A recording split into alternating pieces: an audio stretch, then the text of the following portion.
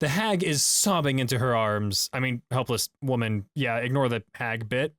Welcome to the Twisted Pint Tavern. Today we're visiting r/D&D to check out the answers to what are the best slip-ups that your DMs have made? Also known as what are your best today I effed up moments as a DM? We'll start off with one that really hurts. Today I effed up by saying the actual name of the creature looks nervous instead of saying the cover that the creature was using for 6 months looks nervous. And this is how I blew up my Doppelganger Spies cover.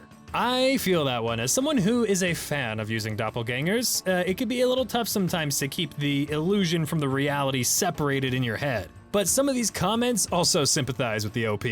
You should make it an ancient dragon using its shape change to turn into a doppelganger. That'll really mess them up. Yeah, how many layers of shape change can you go before the players start calling you out for it? Because I feel like a dragon to doppelganger would be a good twist. It happens, man. One time I kept reading a room description past the box text and started to tell them about the invisible chest. Oh, I've been there. I've been there when you're reading from a module and you think you're good to go and you just keep going and it doesn't have a clear separation. Suddenly you give them way more information than they're supposed to have. The hag is sobbing into her arms. I mean, helpless woman. Yeah, ignore the hag bit. The the giant turtle. Look, as a DM, sometimes you have so many things going on in your head that you forget the player filter. Try to not forget the player filter. I had a homebrew monster that was really just some kobolds on stilts. I kept saying the kobolds do this, then quickly covering by saying, sorry, I based this on a kobold stat block. The kobold stat block bit is a good recovery though. I imagine that would, it would work for the first couple of times. After like the third try though, they'll probably catch on. I banned myself from using shadowy hooded figures because I did this 3 times in one session. Look, shadowy hooded figures is a classic description and it describes a lot of things well. We just maybe use it a lot as DMs. I'm running a very dragon-centric campaign, but they're not all the traditional style of dragons, though they will be by endgame. My party encountered a shrine guardian a couple sessions ago. I accidentally called it a dragon and none of them picked up on it. So I just kept doing it for shits and giggles. They didn't actually realize until it ate one of them. Look, you slip up, it happens, but if the party doesn't catch it, that's on them. A few years ago, despite over a decade of DMing, I still managed this exact mistake with a Lich. Though I have to admit, the what and subsequent shenanigans were probably better than what I'd planned anyway. Roll with the blows, it's all just for fun anyway. Yeah, sometimes just casually dropping, oh, the Lich does this, and then the party realizes that the person that they've been working with for the last 5 levels is actually a Lich. That kind of drop can be really, really fun. I'm running a homebrew campaign, and a few sessions ago, one of my players, a half wood elf ranger, led the party to his home village solely inhabited by wood elves. This wasn't something I'd fully scripted, and it was late into the session, so I was running on fumes doing full back and forth improv, which is the perfect storm for silly mistakes. I had a chance encounter with the ranger's nephew, and when another party member asked who he was, I introduced him as Theon.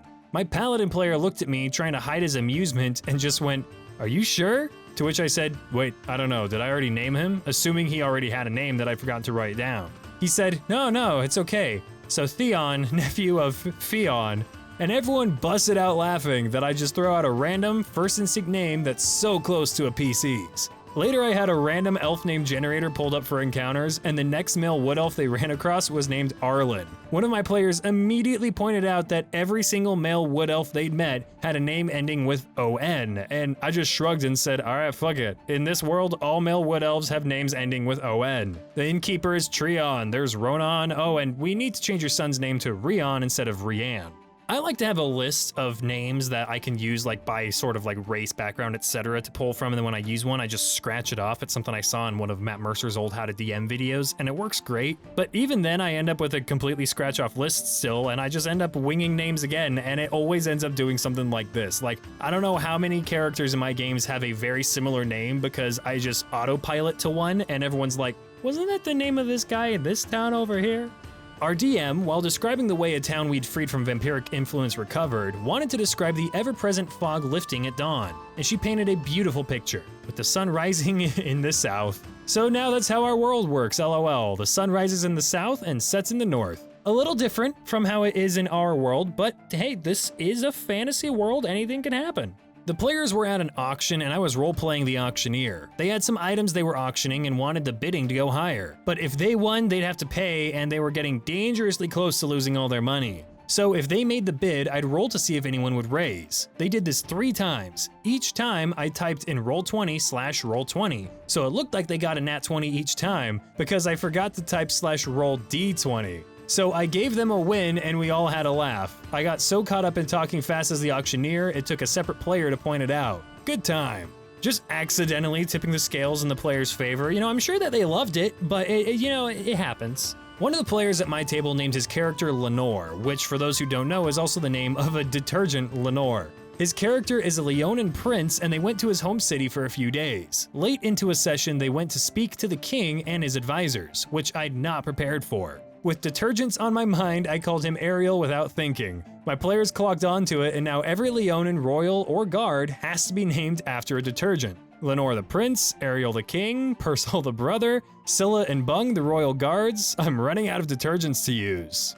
What's funny is I don't think I've heard of any but one of those detergents. So, maybe you've got a lot more to go because I didn't even know that these existed. We were in a town being attacked by pale, bloated, drowned sailors. My DM had an NPC call them Seamen. Big mistake. Look, it's the term. It's the word for it. People who work on the sea, sailors, they're seamen. I know, it's a buzzword at the table to instantly make everyone laugh, but it's what they're called.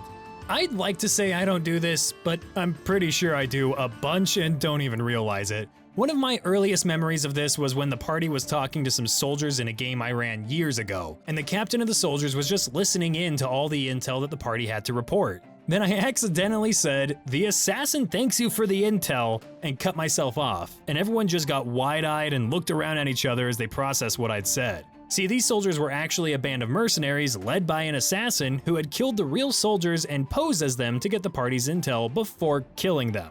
I had definitely not planned to reveal it in that way, but at that moment, I just let out a deep sigh and said, fuck it, roll for initiative. And with that, we're gonna wrap up today's video. Thank you guys so much for watching, and I hope you enjoyed. If you haven't already, make sure to check out the last video I released talking about the "you all start in a tavern" meme and how to do it well. It's my first non-Reddit video, so I'm looking for a lot of feedback to see kinda how you guys feel about the style. So make sure to check that out and then let me know what you think. Also, don't forget to check out the Definitely Not a Mimic podcast. We've been talking all kinds of things D&D and Baldur's Gate and, just the usual fun stuff. So click over to there and check out an episode if you have not seen it already. But anyway, thank you again, and I'll see all of you wonderful tavern folk in the next video.